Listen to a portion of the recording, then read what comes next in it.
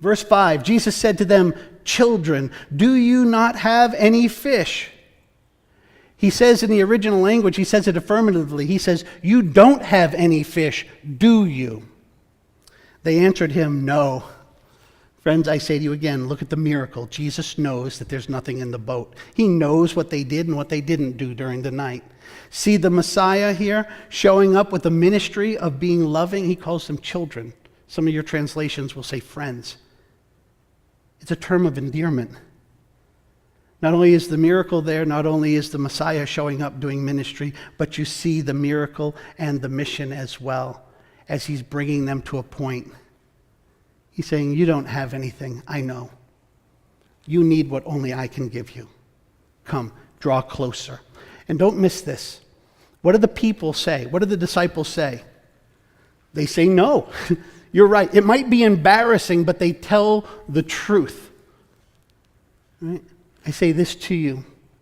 Truth opens the door to blessing.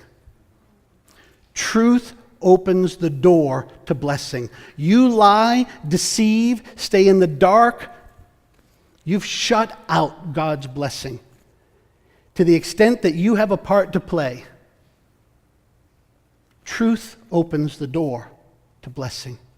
Watch what happens as we continue, and we now go into verse 6, because you're going to see a building here of blessing. Verse 6, Jesus said to them, "Cast the net on the right side of the boat, and you will find some."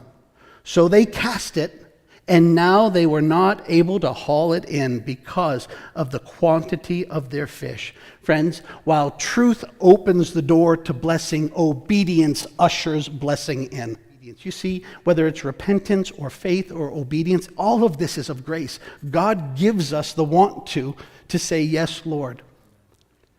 Whereas truth opens the door to blessing, obedience ushers it in. They did what he said, and then they couldn't even haul in how big a blessing in the form of fish they received. Friends, you and I have been called to be fishers of men. If we would say, "Yes, Lord," and do what he says, and go where he tells us to go, and to be who he calls us to be, I tell you, on the economy of heaven, in its language, you and I would not be able to contain all that God would do.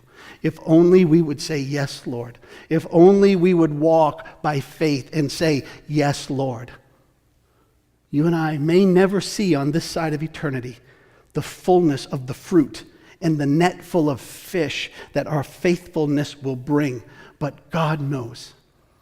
And this is where and why I beg of you to say nothing but "Yes, Lord," to his instructions, to stop challenging and contesting, and to walk by faith and say, "Yes, Lord."